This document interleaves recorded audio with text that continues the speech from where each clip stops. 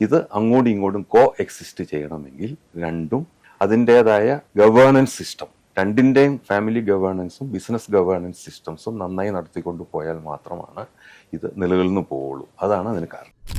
Sir, family ബിസിനസിനെ കുറിച്ച് പൊതുവെ പറയുന്നത് ഫാമിലി ബിസിനസ്സും ഒരു നാണയത്തിന്റെ ഇരുവശങ്ങളാണെന്ന്. ഇതിനെക്കുറിച്ച് ഒന്ന് വിശദമാക്കാമോ? തീർച്ചയായിട്ടും. ആ പേര് പറയണ പോലെ തന്നെ ഫാമിലി ബിസിനസ്, കുടുംബ ബിസിനസ്, രണ്ട് കാര്യങ്ങളുണ്ട്. ഇത് ഒരു നാണയത്തിന് രണ്ട് വശങ്ങളെന്ന് പറയാൻ കാരണം ഒന്നില്ലെങ്കിൽ മറ്റതിന് നിലനിൽപ്പില്ല. ഇത് അങ്ങോട്ടും ഇങ്ങോട്ടും വെൽ കണക്റ്റഡ് ആണ്. നമ്മൾ രണ്ട് സാഹചര്യങ്ങൾ ആലോചിച്ച് നോക്കുക. നമ്മുടെ ഫാമിലിയിൽ ഭയങ്കര കെട്ടുറപ്പാണ്, അവർ ഭയങ്കര സ്നേഹമാണ്, ഒന്നിച്ച് താമസമാണ്, എല്ലാം അവർ ഒരൊറ്റ മൊനയാണ്. പക്ഷെ ബിസിനസ്സിൽ അവർ ഫെയിലിയർ ആവുകയാണ്. അപ്പോൾ ഇൻ എഫക്റ്റ് ഇൻ ടോട്ടോ ആ ഫാമിലി ബിസിനസ് എന്നുള്ള സംഭവം ഇല്ലാണ്ടാവും. തിരിച്ചു വന്ന് ആലോചിച്ച് നോക്കുക. ബിസിനസ് നന്നായിട്ട് എല്ലാവരും കൂടി നന്നായിട്ട് ചെയ്യുന്നുണ്ട്, പല റീസൺ കൊണ്ട് ബിസിനസ് ഫ്ലറിഷ് ചെയ്യുന്നു, വളരുന്നു, അങ്ങ് നന്നായി പോകുന്നുണ്ട്. പക്ഷെ ഫാമിലിയിൽ യാതൊരു അണ്ടർസ്റ്റാൻഡിങ്ങും ഇല്ല ഇവർ തമ്മിൽ. എല്ലാവരും അവരവരുടെ വഴിക്കാണ്. ഒരു കോമൺ റൂളില്ല, കോമൺ തിങ്കിങ് ഇല്ല, ഫോക്കസ് ഇല്ല. എത്ര നാളത് പോകും? അതുകൊണ്ടാണ് ഇത് രണ്ടും ഒരു നാണയത്തിൻ്റെ രണ്ട് വശങ്ങളാണെന്നും ഇത് അങ്ങോട്ടും ഇങ്ങോട്ടും കോ എക്സിസ്റ്റ് ചെയ്യണമെങ്കിൽ രണ്ടും അതിൻ്റെതായ ഗവേണൻസ് സിസ്റ്റം, രണ്ടിൻ്റെയും ഫാമിലി ഗവേണൻസും ബിസിനസ് ഗവേണൻസ് സിസ്റ്റംസും നന്നായി നടത്തിക്കൊണ്ട് പോയാൽ മാത്രമാണ് ഇത് നിലനിന്ന് പോവുള്ളൂ. അതാണ് അതിന് കാരണം. ഇതിന് ഒരു ഉദാഹരണ സഹിതം സാറിന് പറയാൻ പറ്റും. ഇപ്പൊ സാറിന്റെ എക്സ്പീരിയൻസിൽ അനേകം ഫാമിലി ബിസിനസ് സ്ഥാപനങ്ങളുമായിട്ട് സാർ ഇടപെട്ടു. അപ്പോൾ ഇത്തരത്തിലുള്ള ഒരു സാഹചര്യം എപ്പോഴെങ്കിലും ഉണ്ടായിട്ടുണ്ടോ? ഉണ്ട്. അങ്ങനെയുള്ള രണ്ട് കേസിലുള്ള, കാരണം ഈ ഫാമിലി ബിസിനസിന്റെ നിലനിൽപ്പ് തന്നെ നമ്മൾ ഡിസ്കസ് ചെയ്തതുപോലെ പല കാരണങ്ങൾ കൊണ്ടാണ് അത് ജനറേഷൻസ് മുന്നോട്ട് പോകാത്തത്. അതിലൊരു കാരണം ഇതൊക്കെ തന്നെയാണ്. ഇപ്പൊ ഞാനൊരു കേസായിട്ട് പറഞ്ഞു കഴിഞ്ഞാൽ, ഒരു ഫാമിലി അവര് മൂന്നാമത്തെ ജനറേഷനാണ്. അവർ ബേസിക്കലി പ്ലാന്റേഷൻസിലായിരുന്നു. അപ്പോൾ പ്ലാന്റേഷൻ ആകുമ്പോൾ ഗുണം എന്താണെന്ന് വെച്ചാൽ അതൊരു ഏതാണ്ടൊരു സെൽഫ് റണ്ണിങ് ആയിട്ട് അങ്ങ് പൊക്കോളും. അതായത് അതിന് കുറേ നിയമാവലികളുണ്ട്, അതിന് മാനേജേഴ്സ് ഉണ്ട്, സിസ്റ്റം ഉണ്ട്, അതങ്ങ് പൊക്കോളും. എസ്പെഷ്യലി അതിൻ്റെ ക്രോപ്സിന് വില കൂടുതലുള്ള സമയം, ഫോർ എക്സാമ്പിൾ ടീ എസ്റ്റേറ്റ്സിനൊക്കെ വില ടീക്ക് വില ആ സമയമാണെങ്കിൽ ആ മാർജിൻസും ഹൈ ആയതുകൊണ്ട് ഇത് കുഴപ്പമില്ലാണ്ട് പൊക്കോളും. അവർ ഇതുമായിട്ട് വേറൊരു ബിസിനസ്സിലേക്ക് ഡൈവേഴ്സിഫൈ ചെയ്യുന്നു. അതും ഇതുമായിട്ട് കുറച്ച് കണക്റ്റഡ് ആണ്. അപ്പോൾ ആ ഡൈവേഴ്സിഫിക്കേഷൻ ഒരിക്കലും തെറ്റായിരുന്നില്ല. കാരണം അങ്ങനെയാണ് നമുക്ക് നോക്കി വേണം ഡൈവേഴ്സിഫൈ ചെയ്യാനായിട്ട്. ഫോർ എക്സാമ്പിൾ റബ്ബർ പ്ലാന്റേഷൻ ഉള്ള ആൾ റബ്ബർ ബേസ്ഡ് ഇൻഡസ്ട്രിയിലേക്ക് പോകുന്നതിൽ ഒരു കുഴപ്പമില്ല. അങ്ങനെ പോയി. പക്ഷെ അവിടെ പറ്റിയതെന്ന് വെച്ചാൽ ഈ കുടുംബം ഒന്ന് തന്നെയായിരുന്നു. ഇവിടെ ഞാൻ പറഞ്ഞ സ്ഥലത്ത് 4 ബ്രദേഴ്സാണ്. ഈ 4 ബ്രദേഴ്സും ഒരേ ഓഫീസിൽ അടുത്തടുത്ത ക്യാബിനുകളിൽ ഇരുന്ന് അങ്ങോട്ടും ഇങ്ങോട്ടും മ്യൂച്വൽ റെസ്പെക്റ്റും തീരുമാനങ്ങൾ ഒന്നിച്ചെടുക്കുന്നു. എല്ലാവരും ആലോചിച്ച് മുന്നോട്ട് പോകുന്നു. ഇവർ ഒന്നിച്ച് തന്നെ വരുന്നു.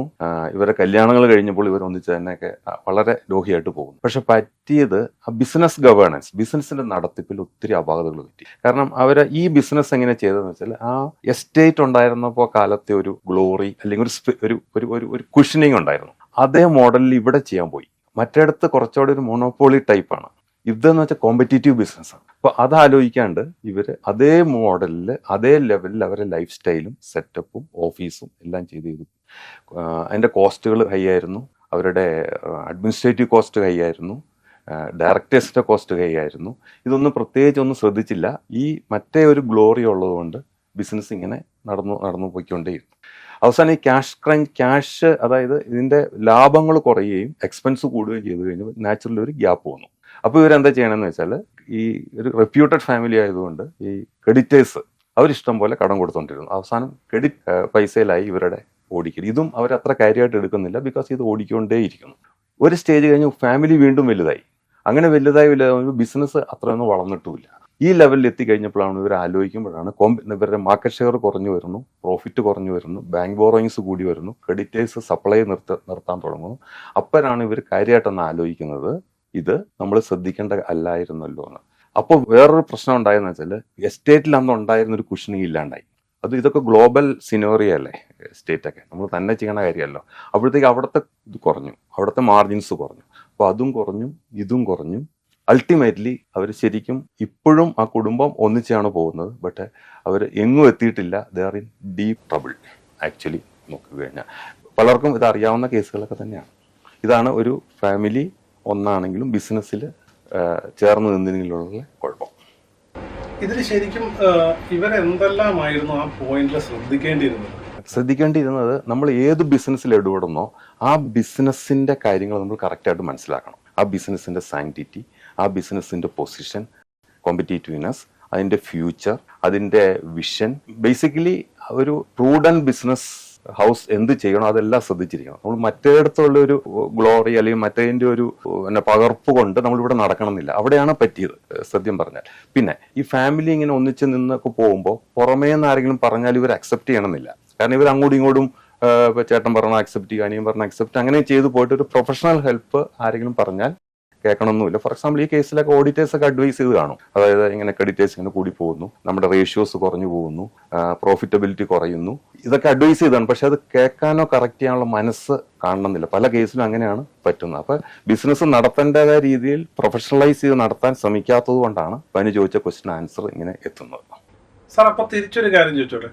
ഇപ്പോ ബിസിനസ് നന്നായിട്ട് പോകുന്നു, അപ്പോൾ ഫാമിലിയിൽ ഈ യൂണിറ്റ് ഇല്ലാണ്ട് വരുന്ന ഒരു സാഹചര്യവും പലപ്പോഴും കണ്ടിട്ടുണ്ട്. അത്തരത്തിലുള്ള ഒരു സാഹചര്യം ഒന്ന് പറയാമോ? അത് കറക്റ്റ്. അങ്ങനെയുള്ള രീതികൾ ധാരാളം ഉണ്ട്. ഇപ്പൊ ഞാൻ ഈ പറയുന്ന കേസുകളെല്ലാം ആക്ച്വലായിട്ട് സംഭവിച്ചുകൊണ്ടിരിക്കണതും സംഭവിച്ചു കഴിഞ്ഞതും ആയ കേസുകളാണ്. ഇപ്പം ഇങ്ങനെ ഒരു കേസ്, അതായത് ബിസിനസ് നല്ല ഹൈലി പ്രൊഫഷണൽ ആയിട്ട് കൊണ്ടുപോകുന്നുണ്ട്, ഫാമിലിയിൽ യൂണിറ്റി ഇല്ല. ഈ ഫാമിലിയിൽ യൂണിറ്റി ഇല്ലായ്മ തുടക്കം മുതലേ ഉണ്ടാവില്ല, അത് പയ്യെ ഡെവലപ്പ് ചെയ്ത് വരുവുള്ളൂ.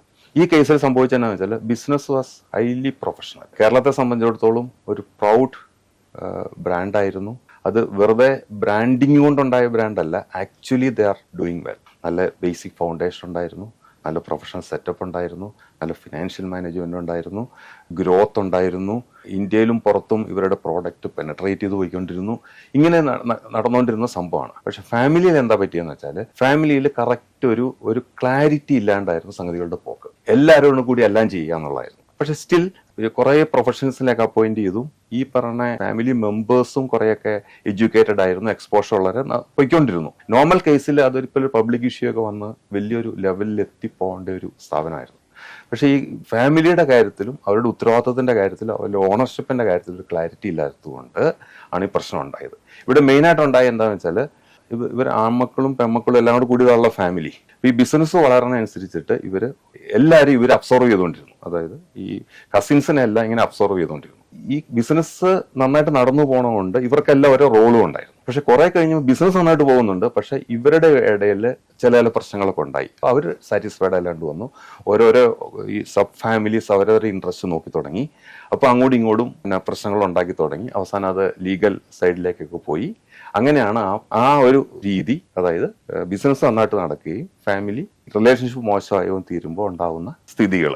സാർ, ഇതുമായിട്ട് കണക്ട് ചെയ്ത് ഒരു ചോദ്യം ചോദിക്കും. ഇപ്പൊ നമ്മൾ സംസാരിച്ച് ഈ ഒരു ഫാമിലി ബിസിനസ്സിൽ കസിൻസ് വരുമ്പോൾ അവർക്ക് റോൾ ഡിഫൈൻ ചെയ്യേണ്ടതുണ്ടോ, അല്ലെങ്കിൽ അവരെ ഏത് തരത്തിലാണ് ആ ബിസിനസ്സിൽ ഉൾക്കൊള്ളിക്കേണ്ടത് എന്നുള്ള ഒരു പ്രധാന ചോദ്യമാണ്. അപ്പൊ അതിനെക്കുറിച്ച് സാറിന്റെ ഒരു ഇത് ഫാമിലി ബിസിനസ്സിൽ കസിൻസ് വരിക എന്നുള്ളത് മാത്രമല്ല, ഇത് കുറച്ചുകൂടി ഒന്ന് വൈഡറായിട്ട് തിങ്ക് ചെയ്ത് കഴിഞ്ഞാൽ ഏത് ബിസിനസ്സിൽ ആര് വന്നാലും കുറച്ച് റൂൾസ് ആൻഡ് റെഗുലേഷൻസ് ഉണ്ട്.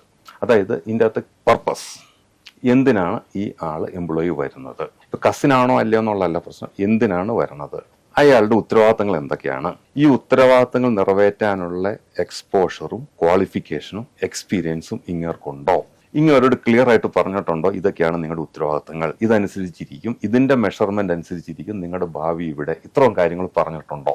ഇതൊരു ജനറലൈസ്ഡ് ക്വസ്റ്റ്യൻ ആണ്. നമ്മളിപ്പോ ഒരു പ്രൊഫഷണൽ കമ്പനിയിലേക്ക് ഒരാളെ എടുക്കുകയാണ്, ആളുടെ എന്ത് ക്രൈറ്റീരിയ വെച്ചിട്ടാണ് എടുക്കുന്നത്, ഈ പറഞ്ഞ കാര്യങ്ങളെല്ലാം നോക്കിയിട്ടല്ലേ എടുക്കുള്ളൂ. വെറുതെ എന്തായാലും എടുക്കൂല്ലോ. ഇല്ല. പോണ ഒരാളെ അയാൾ കണ്ടാൽ നല്ല സ്മാർട്ടാണ്, ശരി ഒന്നോളം പറയില്ലല്ലോ, ഇല്ല. ശരിക്കും ഇത്രയും കാര്യം നോക്കിയിട്ടല്ലേ ചെയ്യുള്ളൂ. ഇതേ കാര്യം നോക്കാത്തതാണ് ഈ പ്രശ്നം. കസിനാണോ മെമ്പറാണോ റിലേറ്റീവ് ആണോ എന്നുള്ള പ്രശ്നം.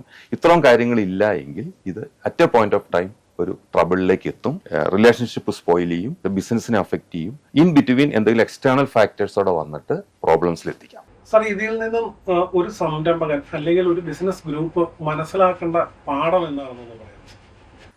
പാഠങ്ങൾ എന്ന് പറഞ്ഞാൽ ഒരു ഫാമിലി ബിസിനസ്സിനെ പറ്റിയാണ് നമ്മൾ സംസാരിച്ചുകൊണ്ടിരുന്നത്. അപ്പം അതിൻ്റെ അകത്ത് ഫാമിലിയും ബിസിനസ്സും ഭയങ്കര ഇമ്പോർട്ടൻ്റ് ആണ്.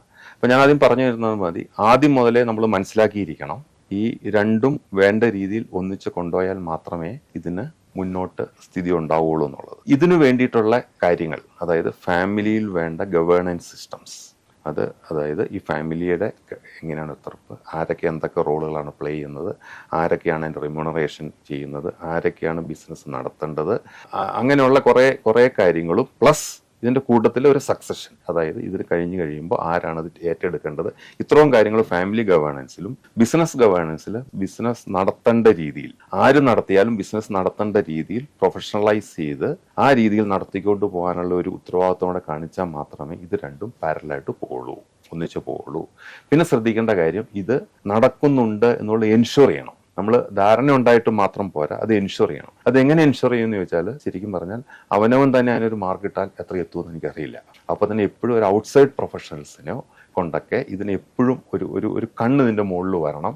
നമ്മൾ ഉദ്ദേശിച്ച രീതിയിലാണോ ഇത് പോകണമെന്നുള്ളത്, അതനുസരിച്ചുള്ള കറക്ഷൻസും അപ്പോൾ നടത്തിക്കൊണ്ടിരിക്കും. പിന്നെ അതിന് ചോദിച്ച കുറച്ച് സബ് ക്വസ്റ്റ്യൻസ് ഉണ്ട്. ഇതൊക്കെ ഇതിൻ്റെ അകത്ത് ഞാൻ ഈ പറഞ്ഞ 2 മേജർ കാര്യങ്ങളിൽ ഇത് ഉൾപ്പെട്ടു പോകുന്നതാണ്. ഇത്തരം കാര്യങ്ങൾ ജനറലായിട്ട് ശ്രദ്ധിച്ചു കഴിഞ്ഞാൽ ഇത് മുന്നോട്ട് പോകാനുള്ള നല്ല സാധ്യതയുണ്ട്.